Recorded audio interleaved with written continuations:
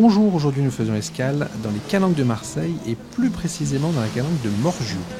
On a rendez-vous avec Benjamin Durand, directeur adjoint du GIP, groupement d'intérêt public. Nous allons évoquer avec lui le futur parc national des calanques. On le retrouve tout de suite. Benjamin, bonjour. Bonjour. Merci de nous accueillir dans cette magnifique calanque. Vous êtes les bienvenus. Voilà. Combien de calanques il y a en tout à peu près?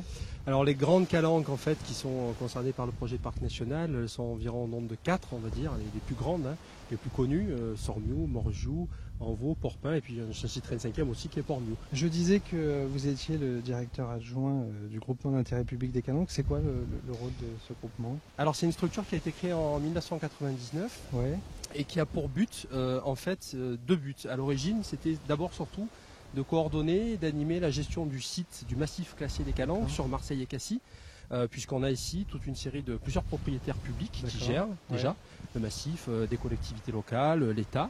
Et donc c'était d'arriver à faire toute une coordination de cette gestion de façon à être le plus cohérent possible.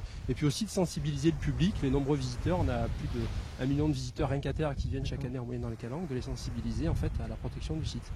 Après, très rapidement, en fait, le GIP a surtout eu pour principale mission de préparer la création du parc national des calanques. Et donc il va s'étendre d'où à où alors?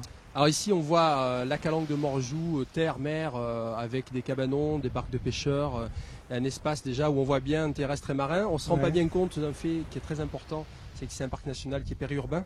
C'est-à-dire que vous avez pu le voir en arrivant ici, mais on est au touche-touche avec la ville de Marseille, avec la deuxième ville de France. Donc ça sera le principal défi, j'allais dire, quasiment de ce parc. C'est qu'il est à la fois terrestre, marin et périurbain. Et il a un périmètre qui est vaste.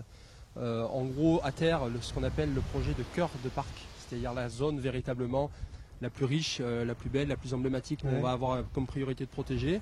Le projet de cœur de parc qui s'étend sur les communes de Marseille, Cassis, La Ciotat, Roquefort, La Bédoule et Céreste, 5 communes. Pas la totalité de ces communes, bien sûr, les parties naturelles. En gros, on s'est appuyé sur les périmètres qui étaient déjà reconnus, soit protégés ou reconnus au titre de site classé ou Natura 2000. Et puis en mer, il s'étend, donc il englobe l'archipel du Frioul, en rade sud de Marseille, et il va jusqu'à l'île verte en baie de la Ciotat. Et pour son point le plus éloigné, à peu près jusqu'à 10 000 au large. Donc c'est un très vaste cœur marin qui fait 48 000 hectares. Donc il y a un enjeu marin très fort aussi dans ce projet de parc national. D'accord. Bravo pour cette belle démarche et puis d'y être arrivé parce que j'imagine que c'était pas facile. C'est pas facile effectivement, donc c'est un gros travail de concertation. Combien d'années il a fallu en fait au final? Depuis 99, donc ça fait déjà plus de 10 ans que le projet est en route. Mais il va exister, donc c'est bien. Bravo, merci. À bientôt. Il est grand temps d'agir pour elle, au monde qui la met en danger, d'être ses anges gardiens fidèles, de s'unir pour la protéger.